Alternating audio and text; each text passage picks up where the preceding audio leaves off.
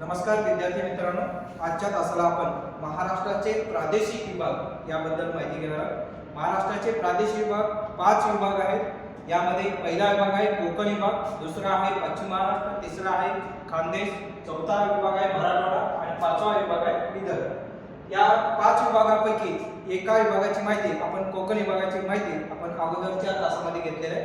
आजच्या तासाला आपण पश्चिम महाराष्ट्र आणि खानदेश याबद्दल आपण माहिती घेऊया। पश्चिम महाराष्ट्र कशाला म्हणतात तर महाराष्ट्राच्या पश्चिमेस आणि सह्याद्रीच्या पर्वताच्या पूर्वेस असलेल्या भागाला पश्चिम महाराष्ट्र असं म्हणतात। या पश्चिम महाराष्ट्रामध्ये कुठले जिल्हे येतात? यामध्ये नाशिक, अहमदनगर, पुणे, सांगली, सातारा, सोलापूर, कोल्हापूर असे एकूण 7 जिल्ह्यांचा समावेश होतो। या पश्चिम महाराष्ट्रामध्ये काही नद्या सुद्धा वाहतात। या नद्यामुळे हा पश्चिम महाराष्ट्र समृद्ध बनलेला आहे। त्या कोणत्या नद्या आहेत ते पण आपण बघूया।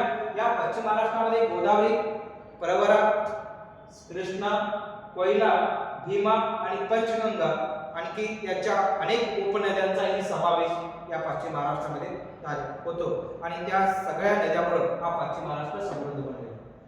पश्चिम महाराष्ट्र हा शेतीवर आधारित उद्योगधंद्यासाठी सुद्धा सुप्रसिद्ध आहे। अनेक साखर कारखाने या पश्चिम महाराष्ट्रामध्ये आहेत, त्यामुळे अनेक उद्योगधंदे या ठिकाणी पश्चिम महाराष्ट्रात आहेत।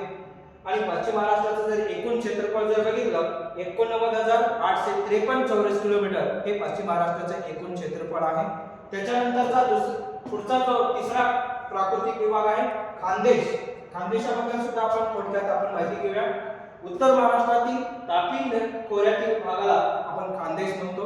उत्तर महाराष्ट्रातील कुठल्या नदीच्या खोऱ्याला तर तापी नदीच्या खोऱ्यातील भागाला आपण खानदेश म्हणून ओळखला जातो। या खानदेशाचं नाव पूर्वी ऋषिक देश या नावाने सुद्धा ओळखला जात होता। या ऋषिक नाव कधी लुप्त झालं आणि कधी खानदेश नाव पडलं याची माहिती मात्र मिळत नाहीये।